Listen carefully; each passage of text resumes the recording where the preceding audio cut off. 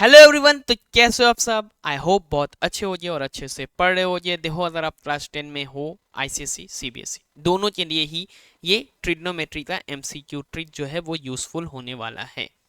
MCQ में क्या होता है कि आपका आईसीएसई में 15 एमसीक्यूज है और सीबीएसई में 20 एमसीक्यूज है। अब अगर आप एमसीक्यू बिना ट्रिक के बनाते हो तो आपका बहुत ज़्यादा टाइम जाने वाला है, जिसकी वजह से आप अदर क्वेश्चंस जो सब्जेक्टिव है उसके लिए आपको टाइम कम बचेगा। तो हम लोग चैप्टर वाइज समझेंगे कि कैसे ट्रिक यूज करके एमसीक्यू जल्दी जल्दी सॉल्व किया जा सकता है। ठीक है ना? 10 एमसीक्यूज, हार्डली 10 मिनट्स, 10 मिनट से भी बहुत कम लगने वाला है जो मैं ट्रिक बताने वाला हूँ। चलो स्टार्ट करते हैं, देखते हैं कैसा है। पहला स्टार्ट किया हमने ये वाला एमसीक्यू ट्रिक जो है वो ट्रिग्नोमेट्री से। क्या है पहला क्वेश्चन? साइन स्क्वायर है, 10 डिग्री है, 20 डिग्री है, 30 डिग्री है और ऐसा चलता जा रहा है 80 तक। अब यहाँ जो फॉर्मूला काम में आता है वो आता है कि sine square theta plus cos square theta जो है भाई वो हो जाता है 1। अब हम तो कॉस को साइन 90 माइनस थीटा भी लिख सकते हैं, तो ये भी तो हो ही सकता है। और प्लस में यहाँ पे है साइन स्क्वायर थीटा, तो साइन स्क्वायर थीटा और साइन स्क्वायर 90 माइनस थीटा इसको भी तो 1 लिखा जा सकता है। लिखा जा सकता है ना? तो अगर हम इसको 1 लिख सकते हैं तो अब हम देखें यहाँ 10 है और यहाँ 80 है। इस पेयर को हम 1 लिख सकते हैं। इस पेयर को हटाओ 1 लिखो, इस पेयर को हटाओ फिर 1 डालो, इस पेयर को हटाओ फिर एक 1 डालो, इस पेयर को हटाओ फिर एक 1 डालो और आपको मिल गया आंसर 4। इतना सा ही काम है आपका। समझ में आया? चलो नेक्स्ट क्वेश्चन देखते हैं। नेक्स्ट क्वेश्चन देखते हैं। टेन 10 डिग्री, 20 डिग्री, 30 डिग्री ऐसा प्रोडक्ट चल रहा है। आपको क्या समझना है? यहां देखो भाई, tan theta into cot theta होता है 1। Tan theta into cot theta क्या होता है? 1। अब tan theta into cot theta 1 है और कॉट थीटा मैं लिख सकता हूं टेन 90 डिग्री माइनस थीटा, ये भी 1 है। यानी 10 और 90 माइनस 10 ऐसा मिले, दो एंगल का सम अगर 90 हो और 10 में ही प्रोडक्ट हो तो वो प्रोडक्ट क्या बनेगा? 1 बनेगा।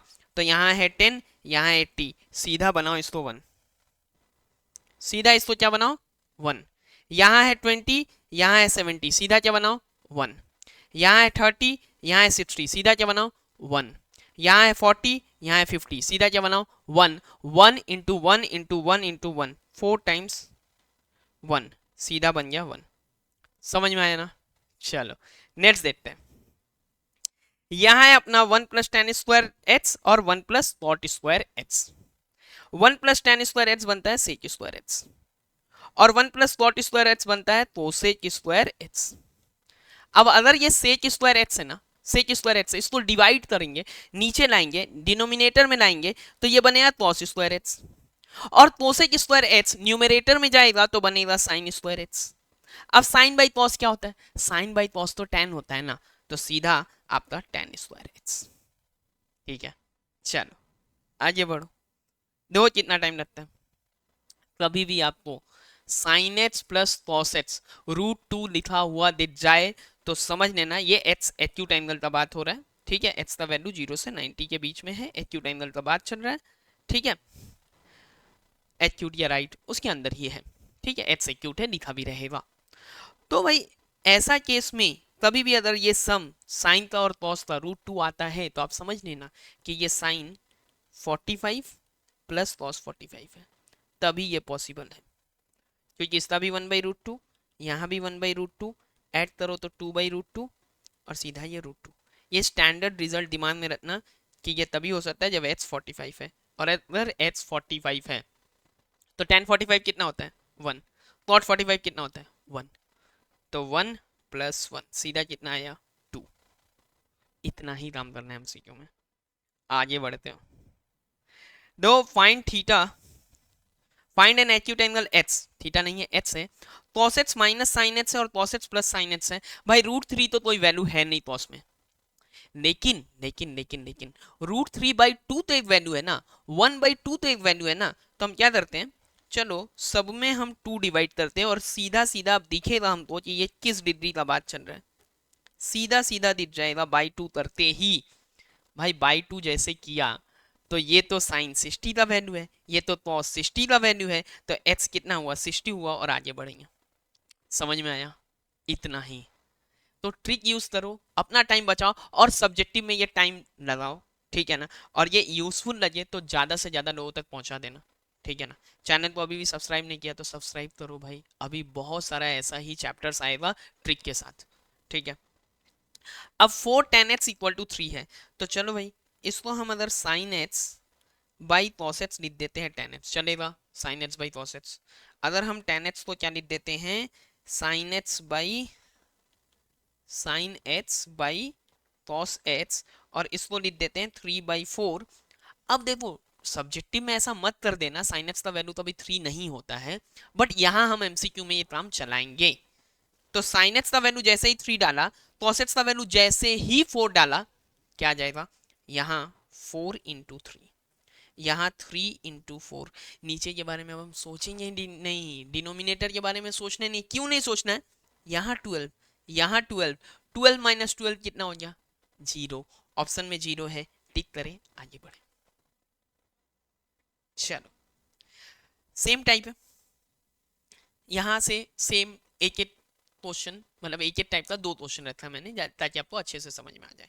तो tan x है जो, इसको मैं लिख सकता हूँ sine x by cos x, tan x को क्या लिखा sine x by cos x, और यहाँ है 3/7। अब जैसे ये 3/7 लिख दिया है, 3/7 लिख दिया है, तो ये 5 इंटू, चलो ना साइन के जगह पे 3 डालो, तो 5 × 3 प्लस 2 × 7 बाई 5 × 3 माइनस 2 × 7।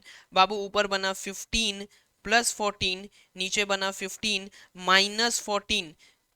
डिनोमिनेटर में क्या बन रहा है, डिनोमिनेटर में बन रहा है 15 माइनस 14, और न्यूमरेटर में बन रहा है 15 प्लस 14। तो ये बन गया है मेरा न्यूमरेटर में 29 और डिनोमिनेटर में 1, तो ये बन गया 29/1, यानी आंसर है 29, ठीक है। चलो यहाँ आते हैं, ये बहुत मजेदार क्वेश्चन है, ये बहुत ही अच्छा है, ये ट्रिक नहीं यूज करोगे ना तो बहुत टाइम जाने वाला है आपका। क्या करना है अच्छे से समझो, अच्छे से एकदम। यहाँ पे tan है, इसको sin x by cos x लिखेंगे, tan x है sin x by cos x लिखेंगे, ये तो सभी लिखते हैं। हम लोग कुछ नया करने वाले हैं, cos को ऊपर ले जाओ और लिखो sec, cos को यहाँ लिखो sec, और sin को नीचे ले आओ और लिखो cosec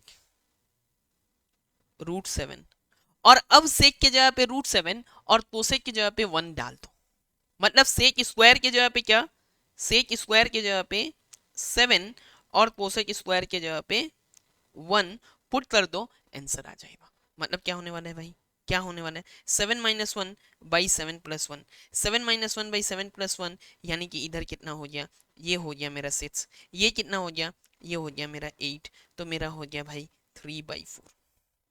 सीधा क्या बन गया ये 3/4, समझ में आया, आंसर कितना बना 3/4। जो बच्चे सब्जेक्टिव से बनाएंगे इसको बनाते रहे, देख लो कितना टाइम बचेगा, ठीक है ना। 10 क्वेश्चन ना 10 मिनट के अंदर, मतलब विद इन अ मिनट आपका एमसीक्यू सॉल्व होने वाला है। फिर अब यहाँ तो अब बताने का कोई जरूरत नहीं है, सीधा सेक एक्स को आप क्या डालोगे, सेक स्क्वायर एक्स को 5 डालो, और कोसेक स्क्वायर एक्स को आप 1 डालो, तो क्या बनना है इधर 5 - 1/5 + 1, 5 - 1/5 + 1, तो ऊपर है 4 नीचे है 6, बना आंसर 2/3। टिक करो आगे बढ़ो। कैसा लगा, अच्छा लगा तो लाइक करो वीडियो को, ठीक है, और ज़्यादा से ज़्यादा लोगों में शेयर करना, ठीक है ना, क्योंकि फिर हम लोग नया चैप्टर बहुत अच्छा लाने वाले हैं ऐसे ही। पहले तो मैं वो टॉपिक्स लाऊंगा जो सीबीएसई और आईसीएसई दोनों के हैं, ताकि ज़्यादा लोगों के काम आ पाए, जैसे कि क्वाड्रेटिक इक्वेशन हो गया, एपी हो गया, ऐसे chapters, trigonometry, Heights and distance, जो दोनों के हैं, ठीक है ना। आते आते इस पे, तो कॉसेट्स है, कॉसेट्स का वैल्यू हाफ है, तो कॉसेट्स का वैल्यू हाफ कितने डिग्री पे होता है वो समझो। हम लोग डायरेक्ट डिग्री से ही काम निकाल लेते हैं ना, तो कॉस का वैल्यू, कॉस है इधर, सॉरी कॉस है, तो कॉस का वैल्यू हाफ कब होता है, कोसेक का तो हाफ होता ही नहीं है, कॉस का हाफ कब होता है 60 डिग्री पे होता है। तो कॉस का अगर 60 डिग्री पे होता है, तो कॉसेक्स का वैल्यू अगर हाफ है, तो साइन एक्स का वैल्यू सीधा सीधा लिखो √3/2, और यहाँ क्या बैठा दो, अब ये √3/2 का क्यूब -3 × √3/2। अब ये क्यूब होगा तो क्या होगा भाई, ये 3√3 हो गया, और ये 2 का क्यूब 8 हो गया, ये 3√3/2 है, यहाँ 2 कैंसल, तो ये बना 3√3/2 - 3√3/2, चलो ये बन गया 0, किस्सा खत्म। 10 MCQ, 10 MCQ with in 10 minute solve किया। स्टार्टिंग में थोड़ा हमने तो इंट्रोडक्शन भी किया था ना, तो 10 मिनट में 10 एमसीक्यू। सॉल्यूशन में जो टाइम लगा वो यही लगा है, थोड़ा समझाने में भी टाइम गया। अगर आप खुद से बनाओगे तो और कम टाइम लगेगा, ये मतलब 7 और 8 मिनट्स में लग जाएगा, क्योंकि आपको किसी को एक्सप्लेन नहीं करना है, आपको आंसर निकालना है। ठीक है ना। नेक्स्ट वीडियो आएगा एपी पे, अर्थमेटिक प्रोग्रेशन वाले पे। और फिर से वही बात, अच्छा लगा हो तो ज़्यादा से ज़्यादा लोगों को शेयर करो। मिलते हैं एपी के वीडियो के साथ। आज के लिए इतना ही। अच्छे से रहो, पढ़ते रहो। Thank you.